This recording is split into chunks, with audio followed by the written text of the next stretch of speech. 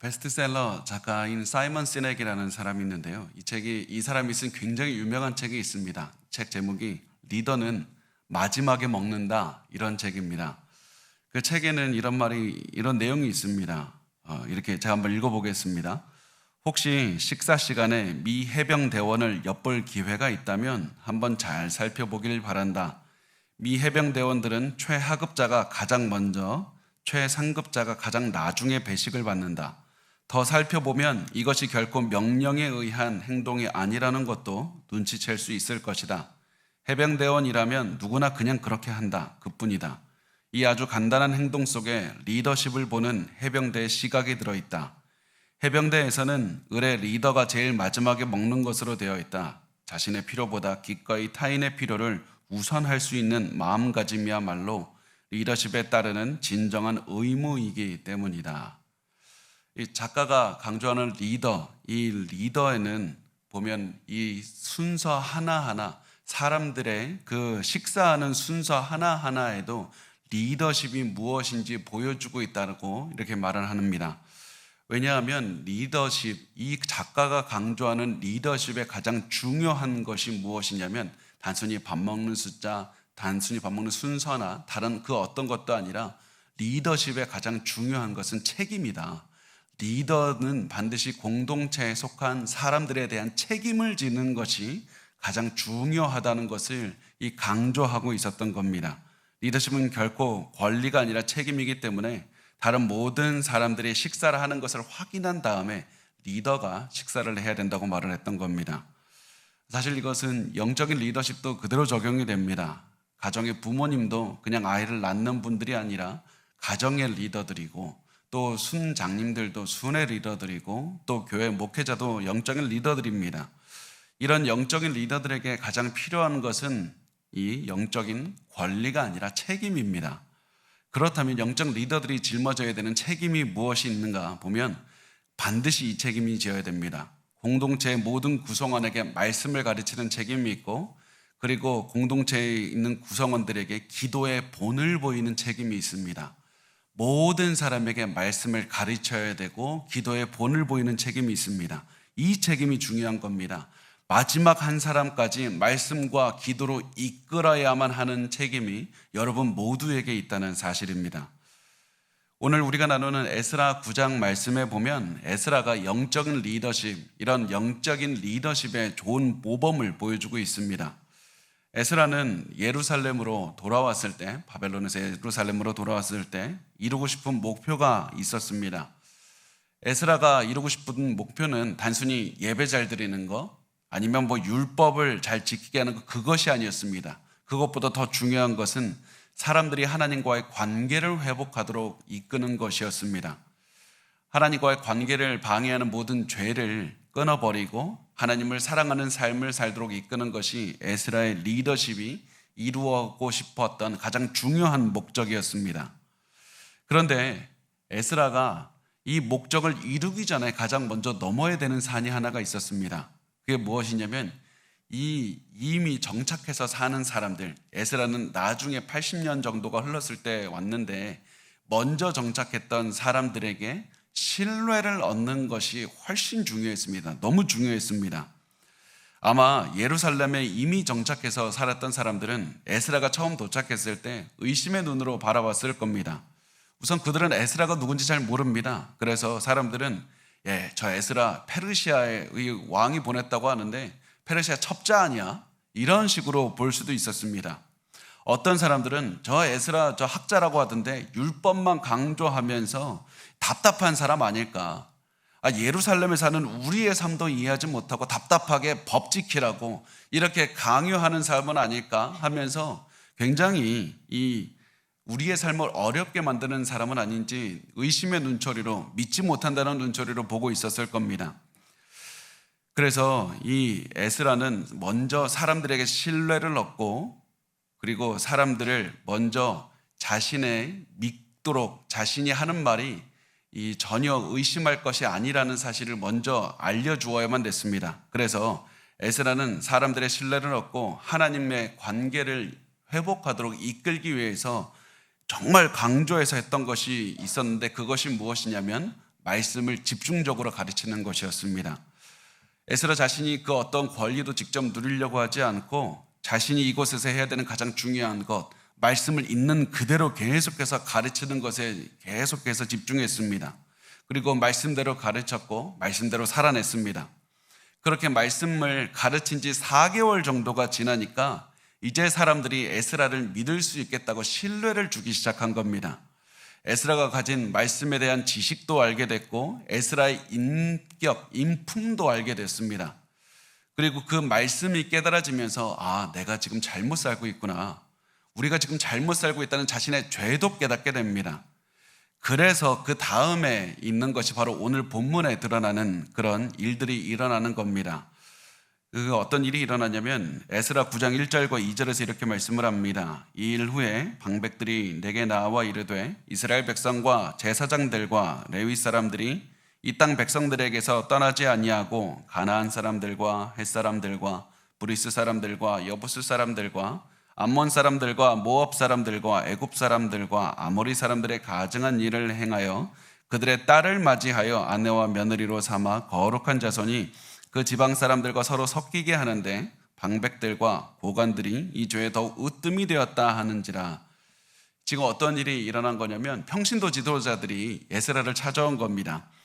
그리고 이 에스라를 찾아온 이 지도자들은 유다인들, 이 정착민들이 짓고 있는 굉장히 중요한 죄를 고백했습니다.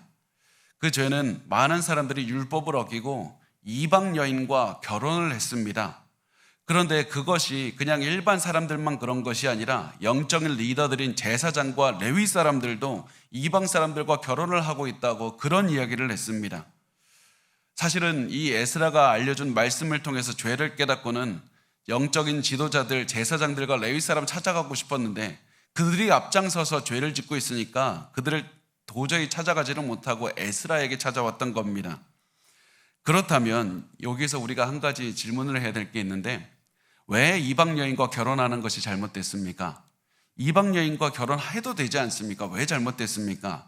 그것이 이 이방 여인과 결혼하는 것이 잘못된 이유는 가장 먼저 하나님이 금지하고 있기 때문에 그렇습니다.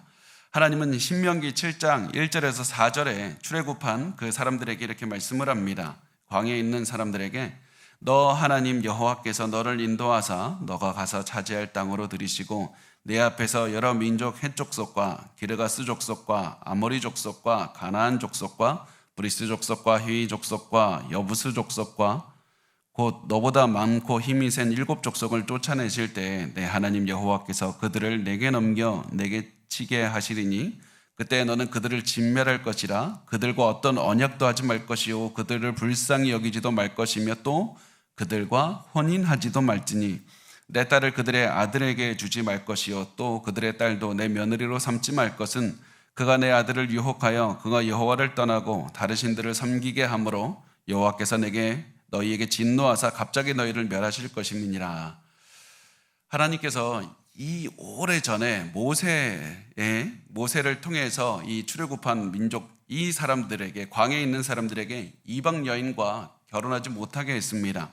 하나님께서 이렇게 하신 이유는 하나님을 믿지 않는 여자가 결혼할 때 자신의 종교를 가지고 가정으로 들어오게 되기 때문입니다. 그래서 하나님의 백성이 이방 여자와 결혼하면 올바른 하나님을 섬기지 못하게 되기 때문에 그렇습니다. 이런 점에서 하나님이 이방 여인과 결혼하지 못하게 하신 이유는 단순히 어떤 인종의 문제나 민족의 문제가 아니라 종교의 문제였습니다. 하나님의 백성이 하나님만 섬기면서 살게 만들려는 것이었습니다. 사실 여기에서 한 가지 더 우리가 집중해서 봐야 될 게 뭐냐면 구약에서 하나님의 백성이 하나님만 섬기면서 구별된 백성으로 사는 것은 너무나도 중요했다는 겁니다. 굉장히 중요했습니다. 가나안 안에 살면서 다른 민족과 섞이지 않고 살아가는 것이 너무나도 중요했습니다. 그 이유가 무엇이냐면 구별되어 살아가는 것, 하나님을 섬기는 민족으로 살아가는 것이 당연하고 하나님의 백성으로 살아가야 되는 모습이기도 했지만은 이것이 바로 하나님께서 인류 구원을 이루시는 뜻을 보여주기도 있기도 했기 때문입니다. 하나님을 믿는 백성이 다른 민족과 혼합해서 하나님을 떠나게 된다면 이스라엘 민족은 사라지게 될 것이고 이 민족을 통해서 예수 그리스도를 보내시고 인류 구원을 이루시려는 하나님의 그 구원 계획이 차질이 빚게 되는 겁니다. 그래서 성경은 계속해서 하나님의 백성들을 꼬드겨서 하나님을 떠나게 만들려고 했던 것이고 마귀가 계속 그렇게 했던 것입니다. 그래서 하나님께서는 이 마귀의 계략을 잘 알고 계셨기 때문에 하나님의 백성들에게 너희 다른 민족과 그렇게 이 이방 여인들과 결혼해서는 안 된다. 너희 계속해서 거룩한 하나님의 백성으로 살아가야 된다고 말씀을 하셨던 겁니다. 그래서 때로 하나님께서 이방 여인이라 할지라도 그들과 결혼을 허락하셨을 때도 있다는 것을 보게 되는데 그것은 그 하나님을 믿는 여인이 이방 여인이라 할지라도 하나님을 믿었을 때는 그때는 하나님께서 결혼을 허락하시게 됩니다. 그 대표적인 예가 룻입니다. 룻은 이방 여인이었지만 하나님을 믿는 여인이었습니다. 그래서 하나님께서는 기꺼이 룻이 보아스와 결혼하게 하시고 룻을 통해서 다윗이 태어나게 하신 것이었습니다. 그래서 성경에서 계속 강조하는 것은 하나님에 대한 믿음을 지킬 수가 있느냐, 이스라엘 민족, 이스라엘의 한 가정 한 가정이 하나님에 대한 믿음을 지킬 수 있느냐, 그것이 중요한 것이었습니다. 그런데 예루살렘에 정착한 이 정착민들 유다인들이 이방 여인들과 결혼했고 그래서 믿음이 계속 약해지고 있었습니다. 이들도 처음에는 이 바벨론에서 이 예루살렘으로 왔을 때는 하나님만 섬기려고 했습니다. 하지만 시간이 지나면서 그 생각이 약해졌습니다. 이곳에 온 지 80여 년이 지난 다음에는 이제 2세대, 3세대가 되면서 사람들의 마음에도 하나님이 좀 멀리 떠나게 되었습니다.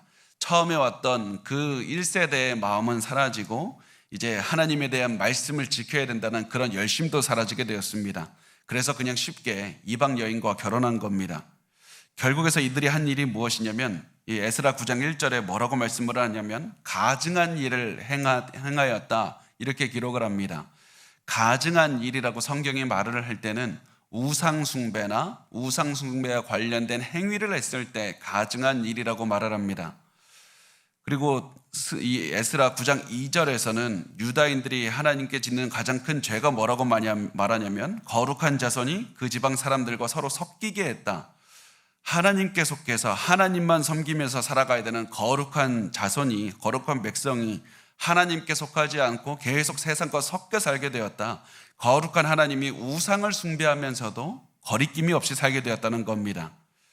여러분, 이 말씀을 보면서 그냥 이게 구약시대에 이루어졌던 일이다 그렇게 생각하지 않기를 원합니다.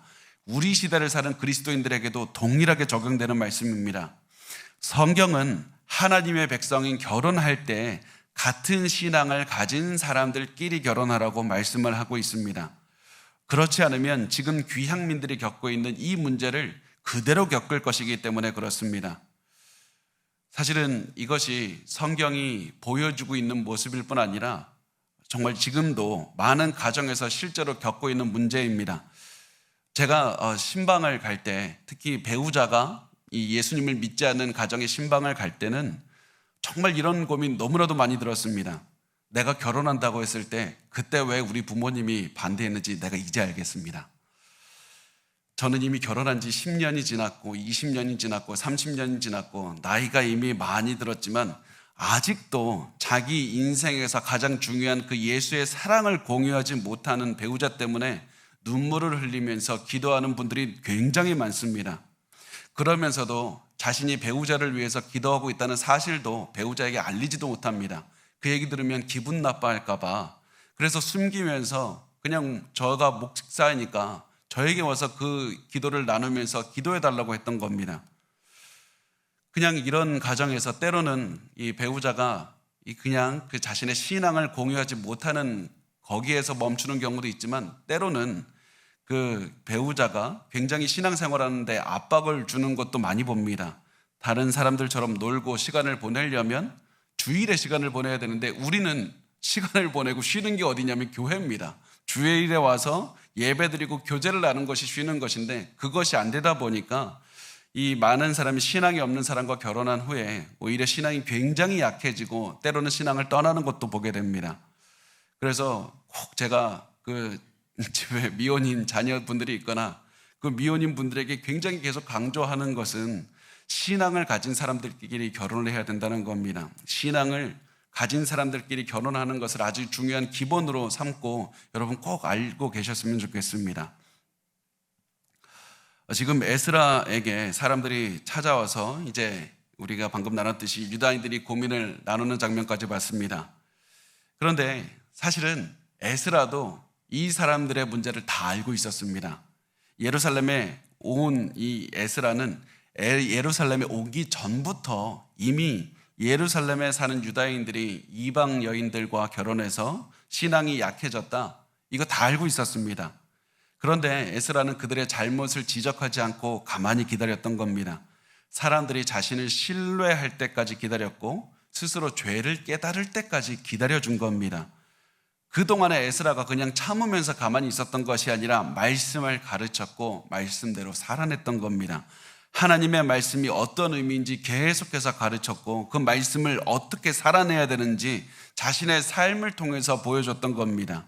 에스라는 이렇게 하면서 사람들이 자신에게 찾아오기를 기다리고 있었습니다.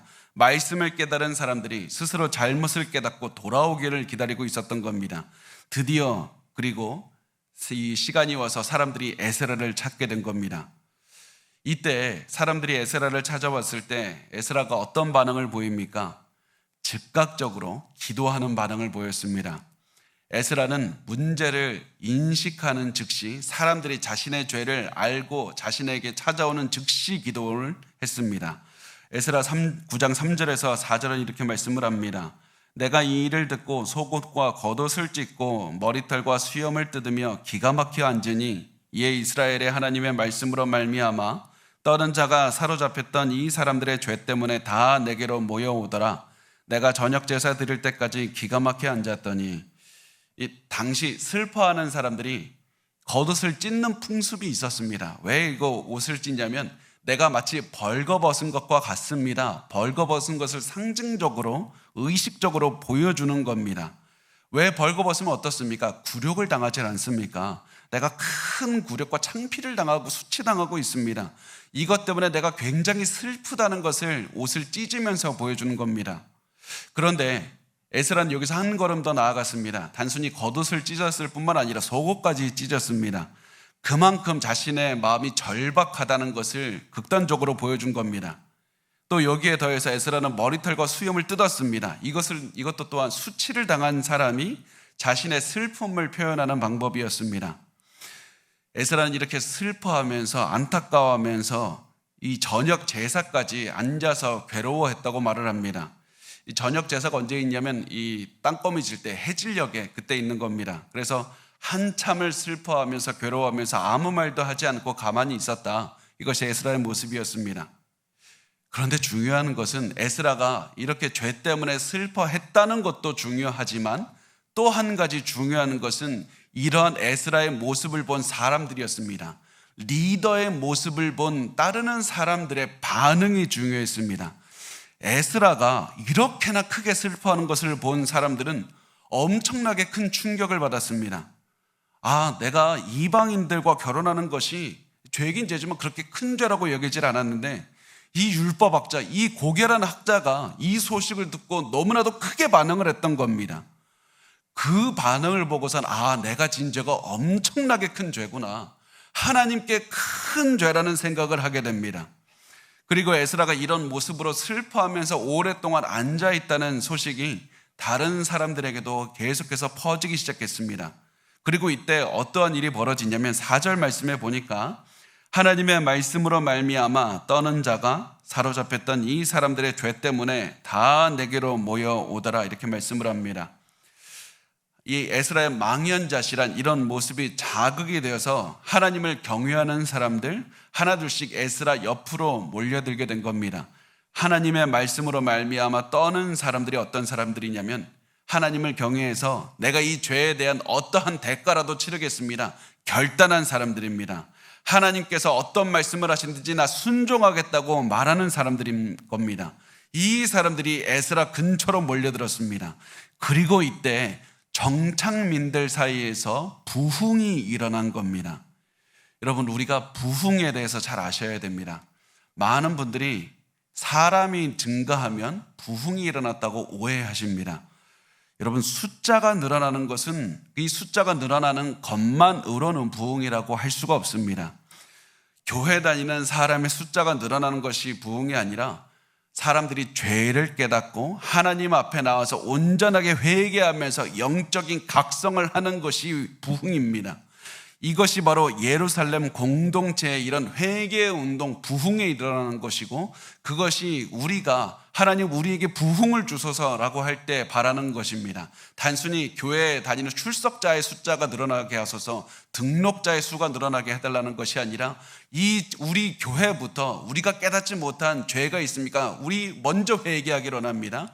그리고 이 회개 불씨가 동탄에 있는 많은 사람들, 오산에 있는 사람들, 이 주변 지역까지 계속해서 퍼져나가는 것, 그것이 바로 우리가 꿈꾸는 부흥인 겁니다. 여러분, 근데 이 사람들이 회개하도록 부흥을 이끌기 위해서 에스라가 한 것이 무엇이었습니까? 에스라가 한 것은 리더로서 자신의 책임을 다한 것밖에 없습니다. 말씀을 가르치고 말씀대로 살아내고 먼저 죄를 슬퍼했던 것밖에 없었던 겁니다. 에스라는 사람들에게 너희 죄가 잘못되었으니까 당장에 가서 회개하라 이렇게 말하지 않았습니다. 가장 먼저 말씀을 가르치고 말씀을 살아내고 사람들의 죄 앞에서 슬퍼하는 마음을 가졌던 겁니다. 여러분, 분명히 죄를 지적하는 것도 때로는 필요합니다. 그렇지만 아무리 죄를 지적한다 할지라도 가장 기본이 되어야 되는 것은 에스라 이 마음입니다. 사람들의 죄 때문에 슬퍼하고 가슴 아파하는 마음이 기본이 되어야만 다른 사람들의 죄도 지적할 수 있고 죄도 때로는 다룰 수 있고 그 사람에게 찾아가서 죄를 나눌 수가 있는 겁니다. 그리고 하나님께서는 이런 에스라를 통해서 사람들에게 회개의 운동을 일으키게 하셨다는 사실입니다. 이렇게 죄 때문에 슬퍼했던 에스라는 슬퍼한 채로 가만히 있질 않았습니다. 에스라는 죄로 인한 슬픔을 가지고 기도로 나아갔습니다. 죄로 인한 슬픔은 반드시 기도로 이어져야만 됩니다. 그래서 이렇게 기도합니다. 에스라 9장 5절과 6절 말씀해 보면 우리 같이 읽겠습니다. 시작. 저녁 제사를 드릴 때 내가 근심 중에 일어나서 속옷과 겉옷을 찢은 채 무릎을 꿇고 나의 하나님 여호와를 향하여 손을 들고 말하기를 나의 하나님이여 내가 부끄럽고 낯이 뜨거워서 감히 나의 하나님을 향하여 얼굴을 들지 못하오니 이는 우리 죄악이 많아 정수리에 넘치고 우리 허물이 커서 하늘에 미침이니이다. 에스라가 제사를 드릴 때까지 오랫동안 앉아서 자신의 슬픔을 보여주었습니다. 그리고서는 무릎을 꿇고 손을 들고 기도하기 시작합니다. 이 무릎을 꿇는다는 것은 하나님 앞에 겸손의 표현입니다. 팔을 들고 기도하는 것은 나는 아무것도 할 수 없습니다. 난 무능합니다. 하나님 도와달라는 이런 도움을 구하는 표현입니다. 에스라는 이렇게 겸손하게 간절한 자세로 기도하기 시작했습니다. 그런데 잘 생각해 보면 에스라는 이렇게까지 기도할 필요는 없었습니다. 아니, 이방 여인과 결혼한 게 에스라입니까? 다른 사람들이지. 다른 사람이 죄를 지었는데 왜 에스라가 이렇게 슬퍼하고 겸손하게 간절하게 하나님께 기도했습니까? 그 이유가 무엇이냐면 에스라는 공동체의 죄를 자신의 죄로 여기는 마음이 있었기 때문에 그렇습니다. 다른 사람의 죄니까 저 사람이 책임이라고 말하는 것이 아니라 그 죄가 나의 죄이기도 합니다라고 고백하는 그 마음에서 나오는 겁니다. 그 사실을 에스라의 기도에서 찾을 수가 있는데 에스라 9장 6절에서 8절만 잠깐 보면 우리가 계속해서 나오는 것을 보게 됩니다. 그게 뭐냐면 우리라는 말입니다. 우리의 죄악이 많고 우리의 허물이 켜고 우리 조상들이고 우리의 죄악, 우리와 우리 왕들, 우리 제사장들, 우리 하나님, 우리 계속해서 우리라는 말을 강조합니다. 저 사람들을 용서해 주십시오. 저 사람들이 죄를 지었습니다. 저들이 얼마나 불쌍합니까? 이렇게 했던 것이 아니라 에스라는 계속해서 이 말 뒤에도 우리의 죄라고 말하면서 에스라는 사람들을 위해서 기도하고 있었을 뿐만 아니라 사람들과 함께 하나님의 도움을 구하면서 있었던 겁니다. 저들을 용서해 달라고 저 위에 올라가서 도덕적으로 위에 올라가서 저 불쌍한 사람들을 용서해달라고 기도했던 것이 아니라 죄인들과 함께 죄인의 자리에 내려가서 그들과 함께 도움을 요청하는 그 기도를 드렸던 겁니다. 사람들의 죄를 그래서 나의 아픔으로 여겼습니다. 사람들의 슬픔을 나의 슬픔으로 여기면서 함께 기도했습니다. 이것이 바로 영적인 리더가 가져야 되는 마음의 자세입니다. 우리 집안에서 일어나는 죄를 볼 때 자녀들, 남편과 아내, 부모님, 그 형제가 되었든지 그 누가 하는 죄를 볼 때나 교회 안에서 순원이 짓는 죄, 순장님이 짓는 죄, 다른 누가 짓는 죄, 때로는 목회자가 짓는 죄를 볼 때에도 무엇을 해야 되냐면 우리는 그 죄를 자신의 아픔으로 여기며 슬퍼하며 기도해야 되는 겁니다. 특히 그 구성원들이 나의 책임 아래 있을 때, 내가 리더일 때 그 죄가 마치 나의 죄인 것처럼 생각하면서 기도해야 되는 겁니다. 죄를 지은 사람과 함께 겸손하고 간절하게 하나님의 도움을 요청해야 됩니다. 그런데 이런 생각이 들 수 있습니다. 그 죄가 도대체 나하고 무슨 상관입니까? 나는 그 죄 지은 적도 없습니다. 때로는 나 그 죄를 짓지 않기 위해서 나 엄청나게 최선 다하면서 노력하면서 살았습니다.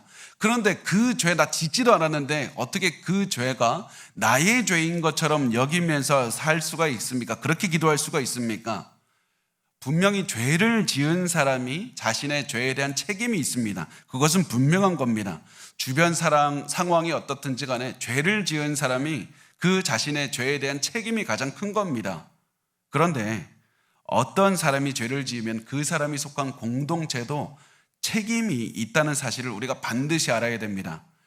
그 죄가 일어날 수 있는 분위기를 만들어둔 책임도 있는 겁니다.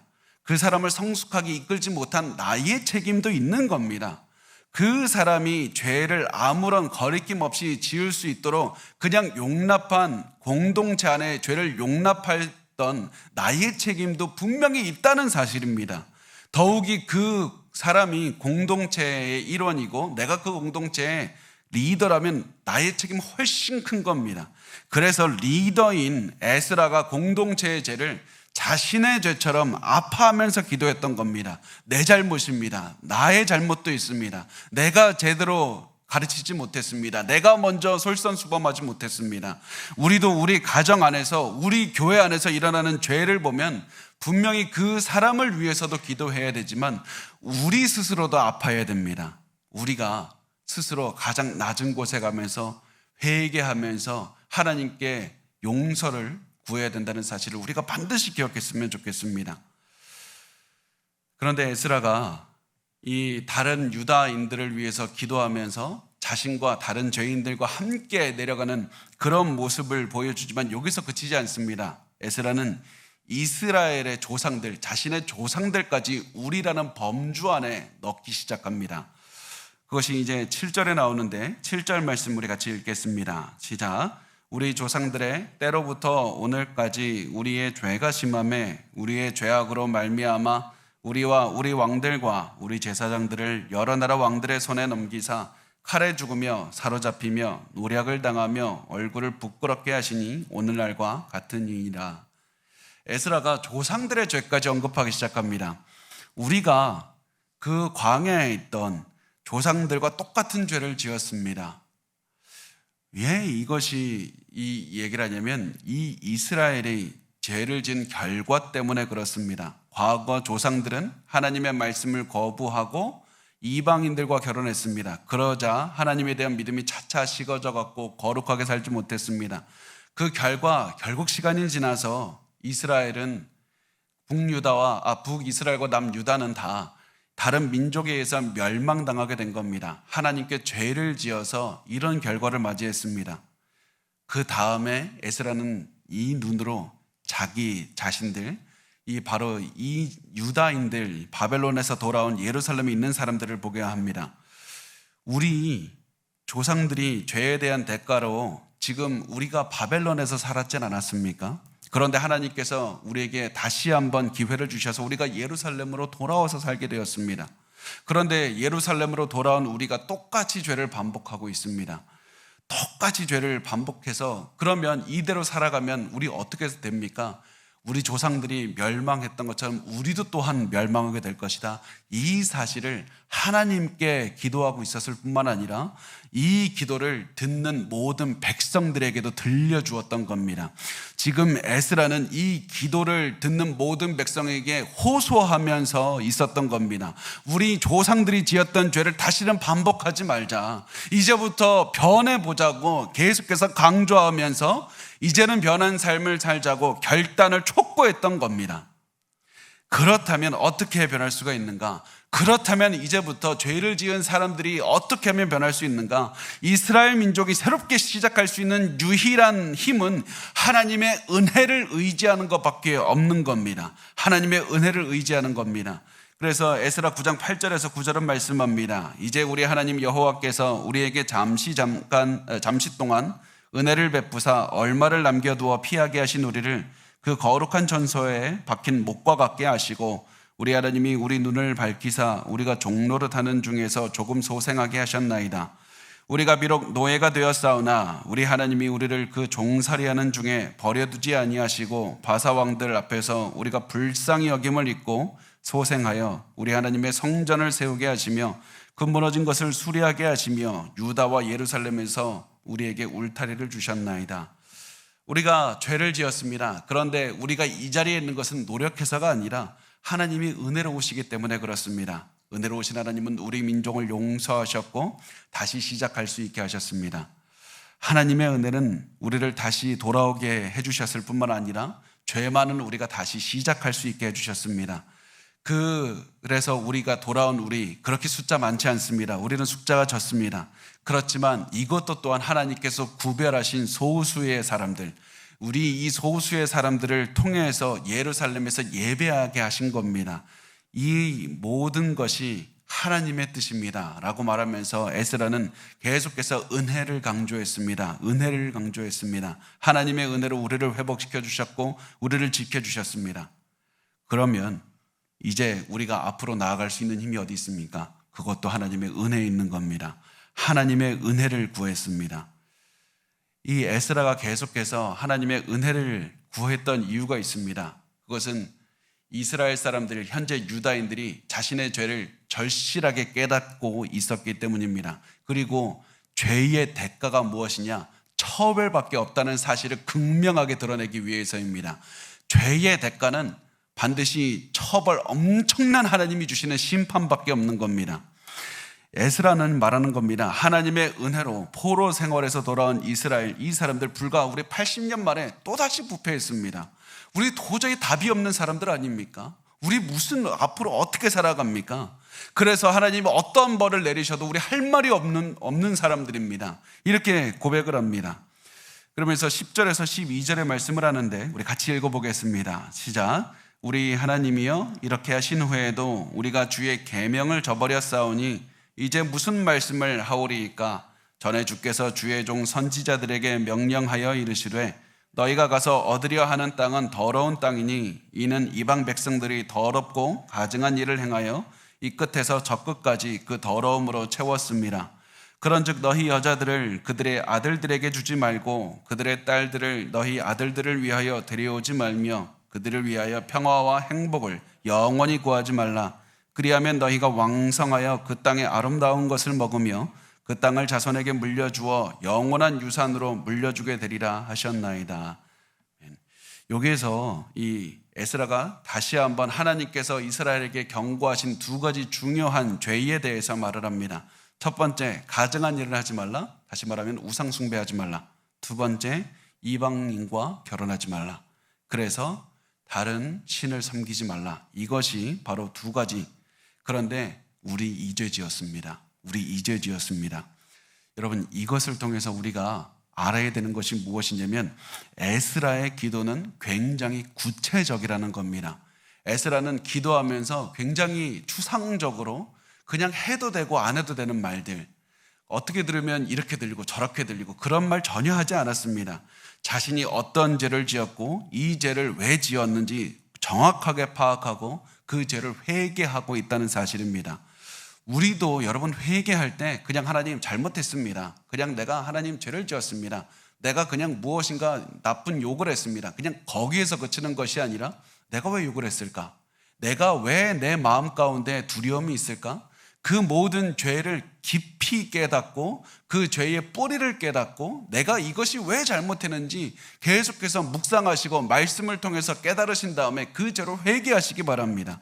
회개는 굉장히 구체적이어야만 됩니다. 그리고 이렇게 구체적으로 기도할 때 그 죄를 더 이상 반복하지 않을 수가 있는 겁니다. 단순히 하나님, 나 이제 욕하지 않게 해주십시오.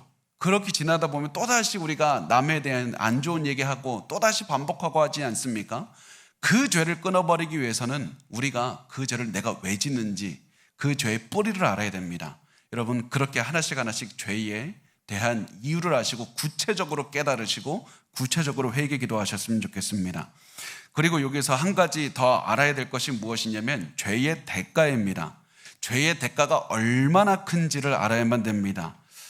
에스라는 우리가 죄를 지은 대가로 하나님께서 모든 사람을 처벌하셔야 한다는 사실을 잘 알고 있었습니다. 그래서 이렇게 기도합니다. 13절의 말씀을 보면 우리의 악한 행실과 큰 죄로 말미암아 이 모든 일을 당하였사오나 우리 하나님이 우리 죄악보다 형벌을 가볍게 하시고 이만큼 백성을 남겨주셨사오니.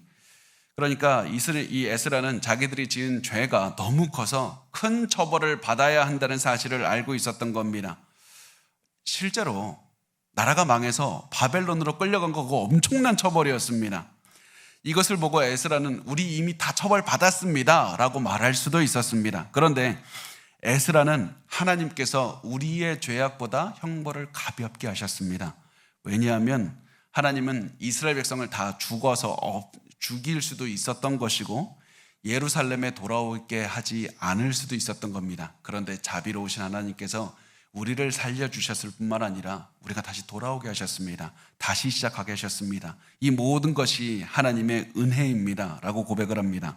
그러면서 에스라는 하나님의 은혜를 바라보면서 기도를 마무리합니다. 우리 마지막으로 14절과 15절 같이 읽겠습니다. 시작. 우리가 어찌다시 주의 계명을 거역하고 이 가증한 백성들과 통혼하오리이까? 그리하면 주께서 어찌 우리를 멸하시고 남아 피할 자가 없도록 진노하시지 아니하시리이까? 이스라엘의 하나님 여호와여, 주는 의로우시니 우리가 남이 피한 것이 오늘날과 같사옵거늘 도리어 주께 범죄하였사오니 이로 말미암아 주 앞에 한 사람도 감히 서지 못하겠나이다 하니라. 아멘. 하나님께서 분노하셔서 우리 죄 때문에 우리 다 죽인다고 해도 우리 할 말이 없습니다. 하나님께서 우리가 지은 죄 때문에 우리 다 처벌해서도 우리는 할 말이 없지만 그래서 우리가 하는 것은 은혜밖에 구할 것이 없습니다. 이렇게 말하면서 에스라는 기도를 마칩니다. 우리 구할 것은 은혜밖에 없다고. 에스라는 은혜를 구하면서 기도를 끝내고 있지만은 에스라의 마음에는 불안함이 전혀 없었을 겁니다. 왜냐하면 우리를 용서해 주지 않으시면 어떻게 할까? 우리를 심판하시면 어떻게 할까? 이런 불안감이나 의심이 전혀 없었을 겁니다. 왜냐하면 하나님께서는 다시 한번 회개하는 우리를 용서해 주실 것이라는 확신이 있었기 때문에 그렇습니다. 그래서 에스라는 희망과 기대를 가지고 기도를 끝냈습니다. 그리고 이 에스라는 사람들의 마음에 이제 우리 하나님의 명령을 따라야 된다, 이런 결단하는 마음, 그 마음으로 가득 차게 했을 겁니다. 왜 그러냐면 하나님의 은혜를 체험하면 반드시 순종으로 이어지는 것이 당연하기 때문에 그렇습니다. 하나님의 은혜를 체험한 사람은 그대로 살아가는 것이 아니라 죄 가운데 살아가는 것이 아니라 변한 삶, 순종하는 삶으로 살아낼 수밖에 없기 때문에 그렇습니다. 이것이 바로 에스라의 리더십이었습니다. 에스라는 이렇게 앞에 나아가서 모든 사람들을 기도하면서 모든 사람을 책임지면서 이끌었습니다. 말씀과 기도로 본을 보면서 사람들을 이끌었습니다. 여러분, 그 에스라의 모습을 보면서 우리의 모습을 한번 봤으면 좋겠습니다. 여러분은 자녀들을 어떻게 이끌고 있습니까? 순을 어떻게 이끌고 있습니까? 그것도 아니면 여러분이 속한 공동체 어떻게 이끌고 있습니까? 우리 이 에스라의 모습으로 모든 공동체를 이끌고 나가기를 원합니다. 그리고 에스라처럼 공동체를 이끌기를 원한다면 우리 앞으로 이 세 가지는 반드시 실천하셨으면 좋겠습니다. 첫 번째가 무엇이냐면 여러분 반드시 말씀을 아셔야만 됩니다. 말씀을 아셔야만 됩니다. 말씀에 대한 지식을 쌓아야 된다는 것은 당연합니다. 그렇지만 거기에 더해서 말씀대로 사셔야만 됩니다. 하나님 말씀이 놀랍다는 것을 자꾸 깨닫게 되는 이유가 있는데요. 그게 그 말씀의 깊이를 공부해서만은 알 수 없다는 겁니다. 말씀대로 살아보아야만 말씀의 깊이와 뜻을 제대로 이해할 수가 있는 겁니다. 그리고 내가 말씀대로 살아봐야만 다른 사람들에게도 가르칠 수가 있는 겁니다. 여러분, 그래서 말씀을 항상 가까이 하십시오. 말씀을 연구하시기를 바랍니다. 말씀대로 실천하면서 사시기를 바랍니다. 이것이 우리가 가져야 되는 첫 번째 모습입니다. 두 번째, 기도해야 됩니다. 기도해야 됩니다. 에스라가 여러분 평소에 기도하지 않는 사람인데 갑자기 사람들 앞에서 마치 쇼하듯이 그렇게 했다면 이렇게 기도할 수 없던 겁니다. 온 백성의 마음, 온 공동체 구성원의 마음을 하나로 묶을 수 있는 기도의 능력은 갑자기 생기는 게 아닙니다. 매일 사람들을 위해서 기도했기 때문에 이런 기도를 할 수가 있는 겁니다. 여러분, 그래서 기도하시길 바랍니다. 기도하시기 싫어도 기도하시기 바랍니다.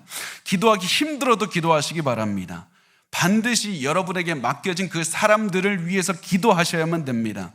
우리 가정에 자녀 한 사람 한 사람, 형제 한 사람 한 사람, 내가 너무 싫어하는 그 형제라 할지라도 기도하시기 바랍니다. 부모님을 위해서 기도하십시오. 그렇게 해서 그 모든 사람들의 죄를 나의 죄로 여기면서 기도하고 회개해야 됩니다. 우리 순원들, 나의 가슴을 아프게 하는 그 순원들의 죄를 내 죄인 것처럼 여기면서 아파하며 회개 기도해야 되는 겁니다. 가슴 아파하면서 기도해야 됩니다. 그들의 죄를 위해서 기도하는데 내 가슴이 아프지 않는다면 먼저 여러분 하나님께 아픈 가슴을 달라고 기도하십시오. 다른 사람들을 생각할 때 내게 눈물이 나게 해달라고 기도하시기 바랍니다. 왜냐하면 이것이 바로 영적인 리더가 갖춰야 되는 중요한 덕목이고, 이것이 있어야 다른 사람들을 에스라처럼, 또 우리의 리더이시고 우리의 가장 중요한 예수님처럼 다른 사람들을 이끌 수가 있기 때문에 그렇습니다. 아픈 가슴을 가지고 다른 분들을 이끄시기 바랍니다. 세 번째, 다른 사람들을 앞세우며 사셔야만 됩니다. 에스라가 이곳에 온 이유는 내가 그냥 나의 뜻을 이루고 내가 입신양명을 해보겠다, 이것이 아니라 사람들을 하나님께로 이끌기 위해서 살았습니다. 오늘 우리가 살아가야 되는 목표도 다른 사람들을 하나님께로 이끄는 것을 목표로 사시기 바랍니다. 오늘 내가 하루 어떻게 살았는가, 저녁에 잠자기 전에 오늘 하루를 돌아볼 때 나 참 돈 많이 벌었다, 내가 많은 업적을 이루었다, 그것도 중요하지만 더 중요한 것, 내 삶의 가장 중요한 것, 오늘 나를 통해서 어떤 사람이 그리스도의 영광을 받는가, 오늘 내가 누구 한 사람이라도 하나님께 이끌었는가, 내가 사람들에게 하나님의 말씀을 가르쳤는가, 우리 자녀의 마음속에 하나님의 말씀을 심어주었는가, 내 배우자에게 하나님의 뜻을 가르쳐주는, 우리 순원에게 그리스도의 사랑을 전파했는가, 계속해서 이것으로 하나님께로 이끄는 삶을 목표로 살아야 됩니다. 그래서 내가 오늘 나 돈도 많이 잃었고 나 오늘 몸도 아팠고 나 너무 힘들었지만 나 오늘 한 사람에게 그리스도의 복음을 전했다, 우리 순원에게 그리스도의 사랑에 대해서 알려주었다, 나 오늘 성공한 삶을 살았다. 그렇게 삶의 목표를 바꾸셨으면 좋겠습니다. 이렇게 해서 매일매일 다른 이들을 위해서 살아가는 겁니다. 이렇게 매일 말씀과 기도로 다른 사람들을 섬기면서 살아간다면 반드시 하나님께서 여러분에게 많은 복을 주실 겁니다. 항상 하나님과 함께 할 수 있는 복을 주실 것이고, 항상 기쁨이 넘쳐날 것이고, 말씀의 능력을 매일매일 체험하면서 살아가게 될 겁니다. 여러분, 그래서 말씀과 기도로 다른 사람들을 사랑하는 마음으로 항상 살아가시기 바랍니다. 그것이 우리에게 맡겨준 그 영혼들을 이끌 수 있는 강력한 능력이 되기 때문에 그렇습니다. 여러분, 우리 에스라처럼 사셨으면 좋겠습니다. 우리 같이